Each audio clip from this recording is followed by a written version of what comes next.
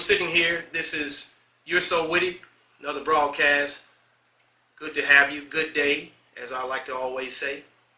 In this subject today, we hope to find some answers that will help anybody that is listening to be motivated to go further and to feel like they can make it. Today's subject will be divorce, and I'm sitting here with Mr. Vincent Acey, and we're just going to chop it up on this subject of divorce and, just get a perspective, his perspective, my perspective, and you'll have your own. We ask that you like and subscribe if it is something that, on this channel that you've enjoyed. We hope that you get something out of it. How you doing, my brother? I'm all right. Doing good? Yes, sir. I will ask you on this nice day to just tell us a little something about yourself. I'm Vince Acey. I'm 48. Been divorced once. Born and raised in Georgia. Georgia native, so. Well, we're going to talk about divorce today. I myself have been through one. I'm not proud to say that, it's not a gloating fact, but it's life, man. Say you're 48, I'm in my 50s. So as you live, you learn. At least you should. Right. So that being said, we're going to just start from here. First of all, on a scale from 1 to 10, how much would you say a divorce ranks on a scale from 1 to 10? I mean, personally, I feel like it was a 9. 9, yeah. What caused that? The duration, just the back and forth, the outcome, just the whole process is stressful. When you say the duration, some divorces can be stretched out long, some could be shorter, and I think sometimes we have it where they stretch out a little bit longer than they need to. Was that the biggest factor, the duration of it, going through it? Did it feel like Groundhog's Day? Like for me, it was 2.5 years, somewhere between 2 and 2.5. Oh yeah, that's fair. Well, they can't go longer than that, but that's quite a while too. Yeah. That being, were there any? I would say first of all, were there any signs before you? Of course, before you go through the divorce, were there any signs early on in our marriage that you said, "How long you married, by the way?" In that. That time, in 13 years. Long time. Yeah, I got you. Were there any signs in the midst of that you said to yourself, "Yeah"? Most so towards the end. So, Okay. kind of started seeing signs like hindsight 2020. I guess I overlooked some of the signs. But, Is it, in your opinion, one person's fault generally when we see divorces? People, oh, he said, he did, she said, she did, or is it normally a collective joint effort when divorce happens? I think in general, it's kind of a joint effort. You see things, you overlook things, you don't address things when you should address them. Right, at the time, they should be addressed, and it just kind of builds from there. Right. So, I think if you're honest with yourself, it's a joint situation. Right. And the thing you just said too, you don't address things when you should address them. Now, I'm gonna pause on that just for a minute because I want to know this: should it be addressed before you marry, or? But now some things I guess happen after the marriage goes. And somebody said, "Well, you should have saw all of that." Some things happen in the midst of the marriage, but that addressing of it, how much would you say that could help any marriage if you addressed it right off the bat? Not, cussing nobody out or nothing. I think it would help just get everything out in the open. And some people, like myself, I tend to not like a lot of confrontation and stuff going on in the house. Right. But sometimes you need to go ahead and address the situation, put it on the table, and you either know it's gonna go one way or the other. At least you can move forward with that information. But if you let it drag out with a bunch of unknowns and open-ended things, then that leads could possibly lead to trouble. So. Do you think people let it drag out because they think it's gonna get better? People want to have hope. They hope it gets better. They hope it goes away. They hope it's not like they think it is. But like we do a lot of our problems, I guess. A lot of times we drink them away or whatever. It's like you just want to put your head in the sand and just hope it goes away. But in reality, life doesn't work that way. Right. That's true. And actually, sometimes, I would say a lot of times it gets worse before it gets better. That's correct. By the time we try to get it, put a Band-Aid on it, we need a tourniquet now. Yep. You know what I'm saying? If it was a little cut, you could put a Band-Aid on it, but you can let it start bleeding and just, Yeah. And you know, when I think about divorce, I ain't really, to be honest with you, just to hear anybody even speak on it, like if I run up on somebody that's saying they're going through one, I always feel bad because, you know, one, you didn't, I would say you shouldn't go into it looking, hey, we're getting divorced in 2 years, or we're going to get divorced in a year or 20 years or whatever it might be. And it's always sad to me when I see, you know, people getting involved and it don't work out, you know what I mean? You know, what's the biggest collateral damage come out of that, you think? other than the obvious, for me, obviously with money, I feel like I was left in a bad position as far as that's concerned. I probably would be better off than I am now. But, you know, I've kind of come back, but I prefer not to have to come back. I could have been hired. I don't know anybody really go through a divorce too much unless you just made the money that don't take a hit financially of some sort. You know, I mean, it just depends on the two people, I guess, though. Just depends. You know, honestly, I think it changed my way of viewing things and viewing relationships. Right. So it kind of tweaks. So not the same events before the divorce as come out of divorce. I look at things. What's the biggest difference for you, if you don't mind? More skeptical of relationships, women. I feel you. kind of look more into them. I just take my time a little bit more. Right. And hindsight 2020, when I got married the first time, I feel like I did it because I wanted to be at a certain place by a certain age. I got you. I wanted to get married by the time I was 30. Yeah. I had my timeline down. So I should have taken my time first go around. But that's good though, man. You know, at least you had a regimen of I guess a scalable regimen. But the thing about it is too, I guess trying to put that on a scale kind of can rush us with people. Right. But I hear what you're saying, you know, about maybe being a little more leery of people. Right. Is that all bad though? I'm not saying it's bad. I'm just saying that I didn't do it at first, and now I'm doing it more. So I guess it's a little bit of growth, maybe. Yeah. Do you find sometimes like if you see somebody, a couple that's talking about getting married because you've been through it, you be like, oh, that right there ain't gonna work. Oh, that looked like a good couple. I have to restrain myself from saying anything negative because I don't want to put any negativity on somebody else's situation. But in my mind, I'm like, well, you might want to think about this. So you can see red flags a little better, even when it comes to other people. Yes, you know, it's always easy to see red flags in somebody else's situation. Yeah, that's true. So, yeah. Sometimes I guess when it's us, we don't see our own red flags. Right. But why we can't look and see these things about you saw the flaw, but you just overlooked it. You was like, oh yeah, so she do this or he do that, and I'm gonna just let it ride. It's just like when you're shooting pool. Sometimes you know you shouldn't take a shot because you may scratch, but you take it anyway. You take a chance. God, good point. I like that. Yeah. As I've said, you know, and I meet people, and so many times when they go through divorces, man, or if they're going through it, you see that anger. You see the anger that they go through. You know, the divorce rate in America now, what is it? It's higher than 50% now. Yep. You know, but yet, and from what I'm understanding, a lot of the younger people are not choosing to do marriage anymore. They're choosing to live together, and depending on where you are spiritually or Right. whatever your background is, you know. But do you think because they've seen so many divorces, they just say, hey, we're not doing that? Well, I just don't think they've seen as many good examples of good marriages as maybe we did coming up, or people staying together. Yeah, we had divorces with it, you know, in our age group, but these days you see much more divorce. So looking at that as a kid, it's not as appealing. You know what blows me away? I lived in a neighborhood as a kid, and I can tell you, the neighborhood I lived in, one of them, we lived in a couple of neighborhoods, but one in particular, I can tell you literally, I could see 50% of those households divorced, man. That messes with anybody's psyche. Right.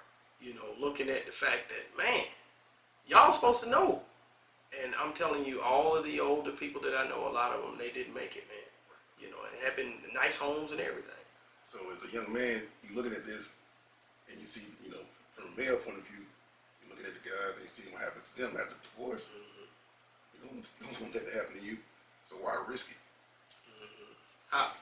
When I look at it too, a lot of times would you say men lose out more financially, or women, or is it about equal?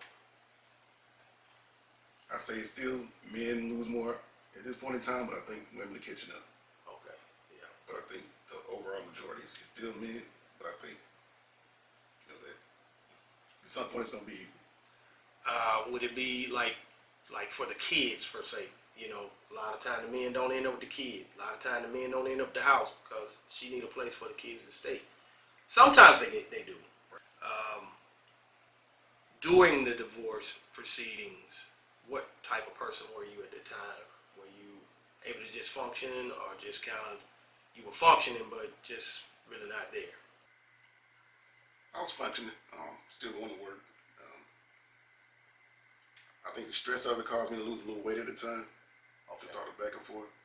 But for the most part, I was still functioning. I was still going to work, still taking care of what I needed to take care of. You think that's just the way men are, or you think people in general are able to function that way? I don't think everybody's able to cope in the same way. But for me, I have to stay busy. Okay. I can't sit still. I can't have a pity party. Yeah. It serves no purpose for me to have a pity party. So just got to keep moving.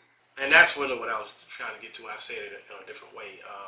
Did work and stuff like that, throwing yourself into stuff, to just stay busy, take your mind off of, you're not sitting there just thinking about everything that's going on. So. Yeah. I guess everybody looks to have that marriage that goes 30, 40, 50 years and never divorce. And you grew up and you watch all the shows, Leave the Beaver, the Huxtables. You see all of that, man. And, I was sitting in a meeting one time, and the lady that was conducting this meeting with all these new couples that were getting ready to get married, she asked me, I was in there just observing it. She said, do you have a take on it? Would you like to speak on it? And based on what I heard prior to that, my thought process was, if I start talking, about 80% of these people finna leave, because just listening to them banter back and forth before they got married, I thought, wow, this is it's gonna be tough for a couple of y'all up in here. But I just told her I declined to say anything. But we all go into it, and then somebody in the meeting said something to the reference of, well, I know one thing: you never want to go to bed angry.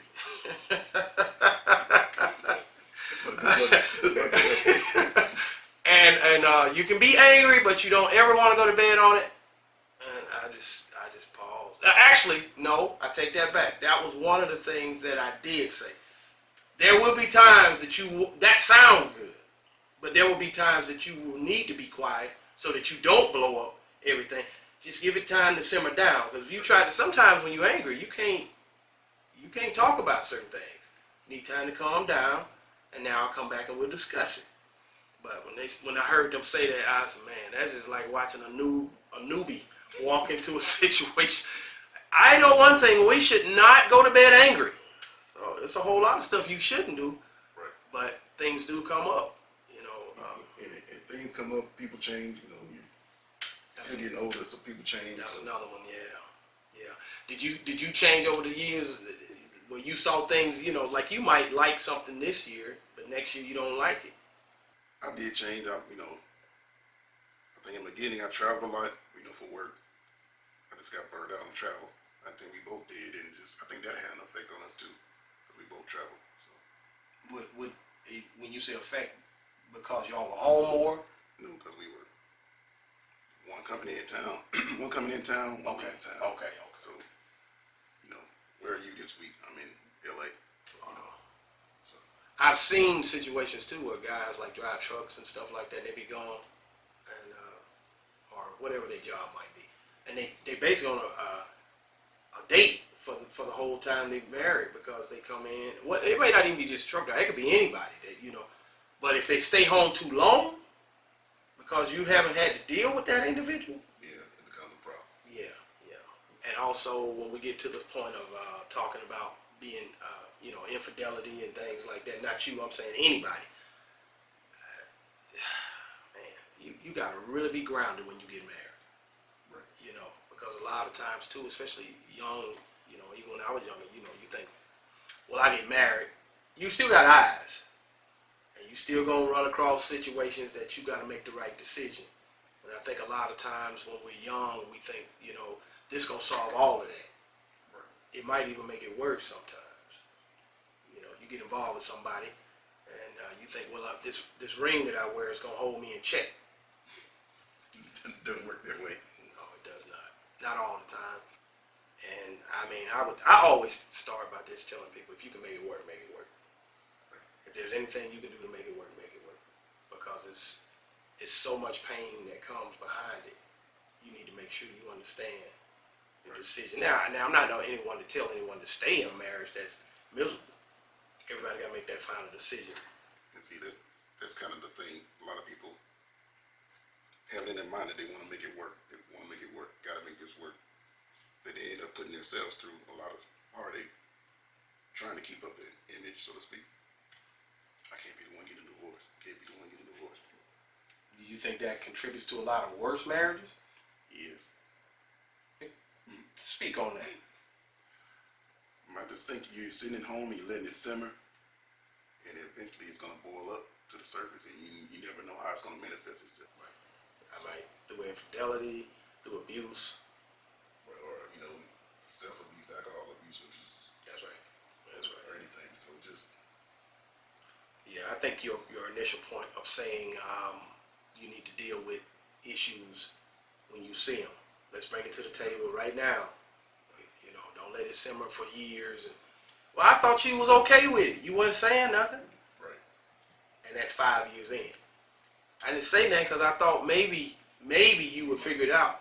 Or maybe we would figure it out. And we have a habit of thinking people are going to change. Now that right there, Right. thinking people gonna change, Right. that's why people don't ever say anything. You know? In terms of life after divorce, what did you experience there? Let's see. But you just still have to keep pushing, just rebuild, kind of focus on yourself, rebuilding yourself. Like all the way around, financial, your mental, your spiritual, everything. You just kind of have to rebuild yourself. Do you feel a sense of failure after a divorce? I think if you're honest with yourself, you have some sense of failure, but at the same time, you have some sense of relaxation that it's over with. And that section of your life, that part of your life is over with, You know, and you can move on. that's such a conflicting feeling too, to have a sense of failure as well as, well, at least it's over with, I can move on. It's such a conflicting dynamic. And I think for me, I was leaning more toward, I'm glad it's over with. It's done. I've been waiting for it to be over with. Let's just move on. Did you know you would ever remarry, or did you say it's because I know people get divorced, man, they be like, I'm done. Y'all crazy. I'll never marry again. I had somebody tell me one time they would have to meet somebody in Timbuktu before they married again. Well, me personally, I turned right back around and got married for the second time. So, Okay. Yeah. Personal decision. Whether or not that was the best thing to do, I'm there now. So. Yeah. And would you say the past has helped you be better this round? It has affected the way I approach things. It's changed my approach, my personality when it comes to certain things. I think too, before divorce and relationships, you can become, you hold stuff with kid gloves because you know that at any point, it's like holding dynamite. Right. A couple of words this way or that way, you sitting at divorce court. Right. Whereas, if you just pause and wait, and then that's a fine balance because if you wait too long, you back at the stage. Well, I'm a person that if you're in an argument, you should kind of hold your tongue a little bit in the argument because there's an old saying that in a pot of calm water you'll see yourself clear. The water Okay, not boiling, okay. But if the water's boiling, you distort it. You don't see your true self. I like that, man. I like that. I seen plenty of ripples in my day. So trying to wait till the water's calm, your true self, what you're trying to say, really come through better. I think That's a good point because I think when you're angry, man, it's gonna come out wrong. You don't say something you may not really mean, or maybe you mean it, but you just said it the wrong way. said it the wrong way. Yeah. People say words don't hurt. They do. They do. And you be laying in the bed thinking, I can't believe she said that. Or I can't believe he said that. Right. I'm out of this thing. You know, we're talking about divorce, but at the same time, my point would be to try and help someone that's either going through one, somebody that's looking to go get married, knowing the pitfalls, or some of the pitfalls that you can fall into. But I guess the main thing is the pain of the divorce and the thing you got to go through. So you want to work real hard to try to make it work. But then sometimes, let's get it straight, some people just not meant to be together. Exactly. Period. We tend to forget. Some people just not meant to be together. And, based on your spiritual side or your background, you may go, well, we're supposed to live through anything. We're supposed to go through no matter what. Sometimes it's easier said than done, but, I've seen examples of, extremely good examples of that happening, and I've seen, the opposite side of it. Yeah, but I think if it's abuse, mental or physical, Right. consistently, infidelity, Right. either way, man or woman being, unfaithful.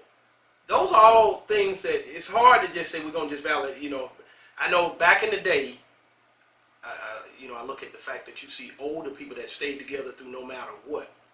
But the times are a little different as well, because the older people back then, a lot of times the ladies didn't work. Right. And there was one breadwinner. So where was she going to go? You understand? Right. So she just put up with it, whether he had a family across town. Before my time, you saw that a lot more. Two families in one city. Right. There's some stories out here, man. And then the funeral happened, and you got two different families coming together for one. We laugh about it, but it's true. And the women, a lot of times, knew what was happening, but what was she gonna do? Right. She just had to put up with it. But now, in this day and time, the money's different. They got as much as the man, Right. and they're not willing to put up with, But then that brings its own set of problems.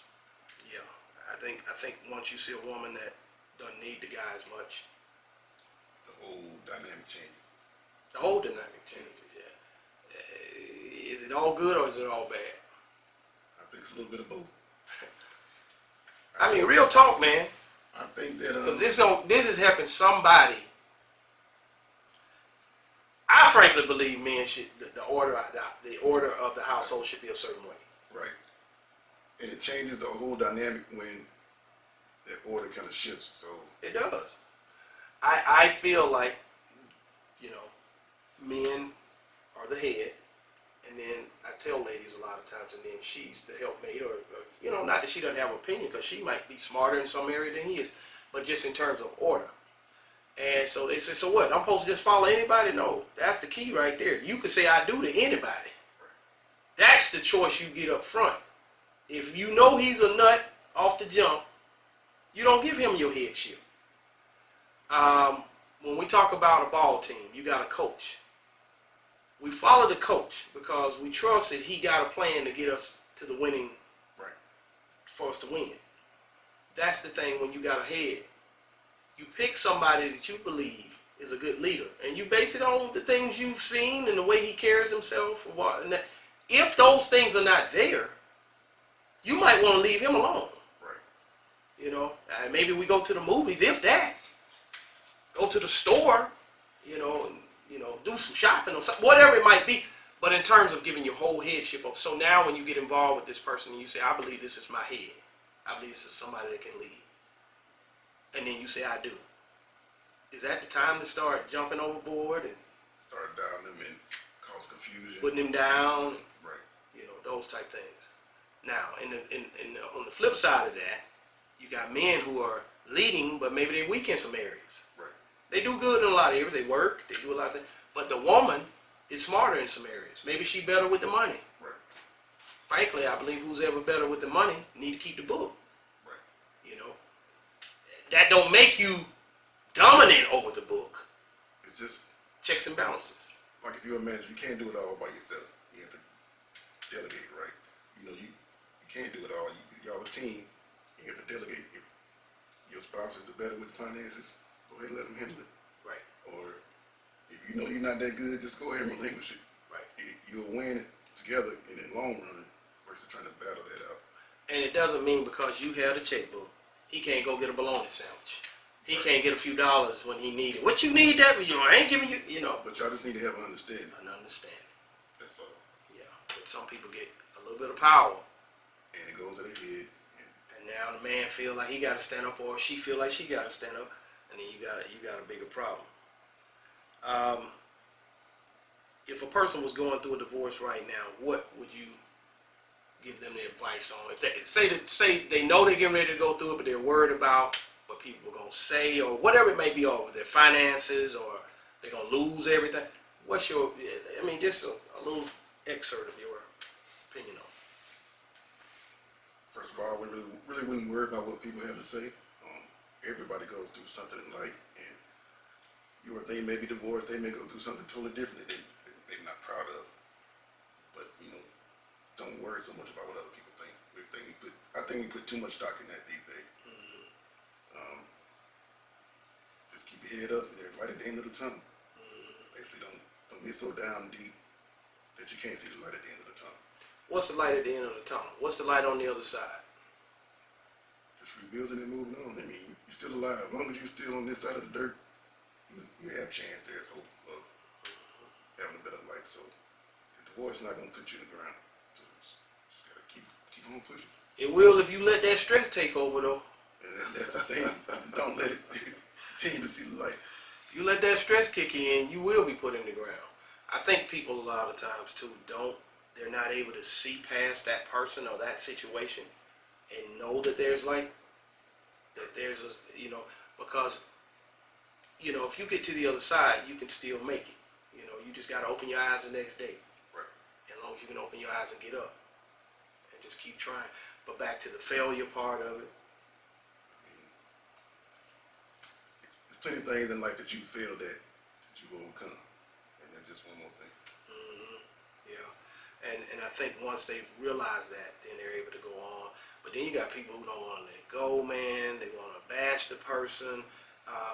How common would you say in our community, African American community, I'm just going to put it out there, that people are cordial with each other even after the divorce? Are they able to talk? I've seen it happen, but I'll say the majority of the time is not very cordial. You might be able to stay in the same room, but you're not going to be having a buddy conversation. Is bashing normal? I don't think it's the norm. So I think you have three sides. You have the bashing side where somebody's, they're not about it. Yeah. Or you don't really speak on it. You just kind of, you're here to coexist, but you don't really, go with one or the other. Then you have some people who are still the best of friends. It's beautiful to see. I've seen it. Right. But boy, that's always, it's dynamic for me to see it because I'm like, wow, Oh yeah, he come over here and get the kids and shoot, and then they get to know the other person, say they remarried, they get to know their spouse. Right. But I think it's great because people can continue to be whole. Right. And it doesn't take all this venom and slashing, and I think people get to be stronger, individually, because everybody's making sure everybody's okay. Right. We didn't work out, but we're able to continue to, make sure the kids are good. Right. I don't want to see you devastated. It's a real tough subject. I spoke with somebody the other day, and we were just talking, and this person just went in because he was just that angry. I don't even know where it came from. That's kind of why we started this series. Right. And he just went in by how he had nothing. He only owned a truck. He used to make all this money. Now he didn't have this and that. And I just looked at this person and I just told him, I said, hey man, like you said, life is still going. You're not dead. You'll be okay. But that anger got him so he can't move forward. Right. And when you can't move forward, you ain't doing nobody no good, man. Just gotta let that anger go. It's holding you back. It's hurting you more than the person that you're angry at. So. Yeah, because a lot of times they don't even know you that man. They know you upset, but they don't know life. And they probably don't care if they do. So, Right. it can be civil, It can be civil. Like I said, I ain't seen that often. I've heard about it, but I'm not seeing it for myself. So you heard about it, yeah. Yeah, but I don't know if that's more or less people just want to see the other person punished because of what they've gone through. Right. You know, I want to see you feel the pain that I'm feeling on the inside. Just, especially after you've been married for such a long time, or any good period of time, that person knows exactly which buttons to push to hurt you. How long does it take to get over a divorce? Do you ever get over it? What they typically say, give yourself a year before you. Really? I didn't know. Yeah, I think it's something like a year. Don't quote me on that. I catch people 10 years later still cussing the person out. I mean, that's probably an individual thing, though. You know, some people could get over it probably in a year. Some people take 5 years. You know, another guy, he tried to move forward, and his situation was every time he went out, he would start talking about his ex-wife. Yeah, he would talk about his ex-wife, and the person sitting across the table be looking like, you know, like, you brought me here for this? And he said that went on for a long time. Then it turned into like anger to the point that he started being mean and rude to everybody he took out. Oh, wow. Because he was trying to get back at the person that he really was mad at. And he said he would just dog him out, cheat on him, you know. It doesn't make any sense to me, but Yeah, it's like hurt people over, you know what I mean? So, you know, but eventually I think he started to pull it together. But that divorce is a very, very, very cruel situation. I think we had a crystal ball and you was able to look down the road and see, oh, we're going to be divorcing in 10 years? Oh, no, I ain't doing this. So when you start out, I think you have to look at it as if you were able to see down the road that there are going to be bumps. you know, hindsight. I guess the first marriage I did do counseling, but I didn't take it as serious as I probably should have taken it. Yeah. You know, if I could go back in time, I would actually. You have to be able to survive through not just the first initial physical attraction. You got to be mentally attracted. Okay.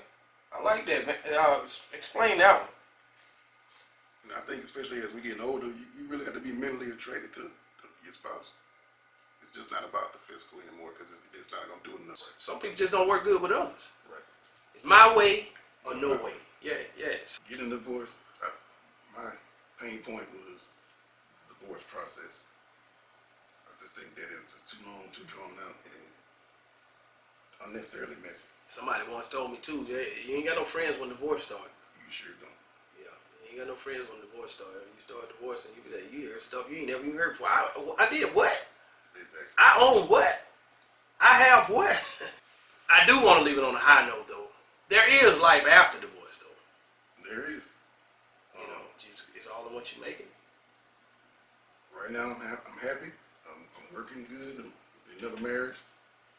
Just trying to make the best of it. So. Peace comes from within. Right. So I think, you know, we need to understand that there is life after divorce. Sometimes it may not feel like you're going to go or get to the place of where you have peace again. But it's there, you know. And if you keep living in the past, You're doing yourself a disservice. and that's an understatement. You are really doing yourself a disservice because you can't even get to the. They say it's light at the end of the tunnel. If you stay in the tunnel though, you'll never get in the light. Right. If you stay in the tunnel, don't even start walking through the tunnel. Keep on moving. You just got to keep moving.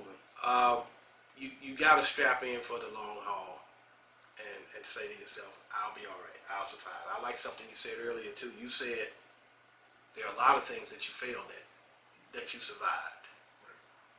This is just another situation that you'll just have to survive and know you were going to survive. This is another situation you know you will survive and come out.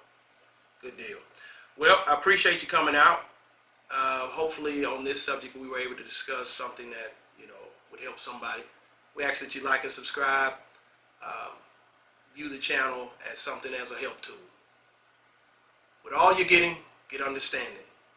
And we here would like to say, you too are so witty.